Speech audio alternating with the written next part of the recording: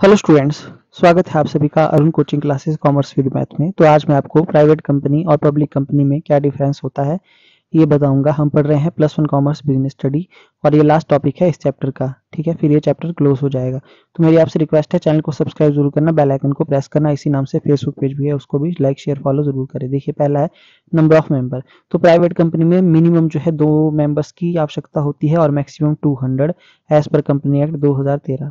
अच्छा, public company में जो है मिनिमम 7 की जरूरत होती है और मैक्सिमम नो लिमिट। अच्छा जी, नेम की बात करें तो प्राइवेट कंपनी के नाम के साथ में प्राइवेट लिमिटेड वर्ड का लिखना जरूरी होता है और पब्लिक कंपनी के नाम के साथ में लिमिटेड वर्ड जो है लिखना जरूरी होता है। ठीक है। अच्छा जी, नंबर ऑफ डायरेक्टर्स। तो प्राइवेट कंपनी में मिनिमम जो है वो 2 डायरेक्टर्स की आवश्यकता होती है और पब्लिक कंपनी में कम से कम 3 डायरेक्टर्स की आवश्यकता होती है। Invitation to public.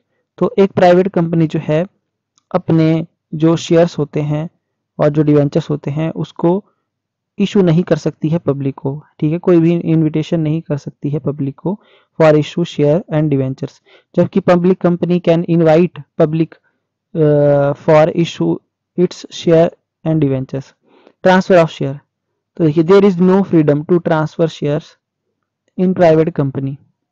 ठीक है, private company there is no freedom. ठीक है, तो प्राइवेट कंपनी में जो है वो कोई भी फ्रीडम नहीं होती, कोई भी स्वतंत्रता नहीं होती है transfer shares in transfer of shares की। ठीक है, जबकि पब्लिक कंपनी में कोई भी रिस्ट्रिक्शन नहीं होती है, फ्रीली ट्रांसफर कर सकते हैं आप शेयर्स को।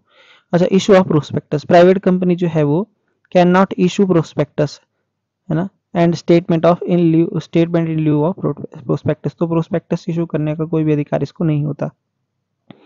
देखिए जी, पब्लिक कंपनी को जो है वो क्या करना पड़ता है, ये पब्लिक कंपनी प्रोस्पेक्टस इशू करती है, बट अगर उसने प्रोस्पेक्टस इशू ना किया हो तो वो statement in lieu of prospectus in the absence of prospectus जो है इशू करती है। ठीक है, और रजिस्ट्रार को सेंड करती है। ठीक है, ओके जी। Statutory meeting. तो एक प्राइवेट कंपनी को स्टैट्यूटरी मीटिंग जो है वो बुलाना जरूरी नहीं होता है, जबकि एक पब्लिक कंपनी को स्टैट्यूटरी मीटिंग बुलाना जो है जरूरी होता है। Right of giving loan to directors. So public company can give loan director without the permission of central government. और पब्लिक देखिए, प्राइवेट कंपनी जो है अपने डायरेक्टर को लोन देती है बिना सेंट्रल गवर्नमेंट की परमिशन के, जबकि public company to get prior approval of the central government to gives loan to the director. ठीक है, तो डायरेक्टर को लोन देने से पहले पब्लिक कंपनी को क्या करना पड़ता है, सेंट्रल गवर्नमेंट की अप्रूवल की आवश्यकता होती है। Index of member it.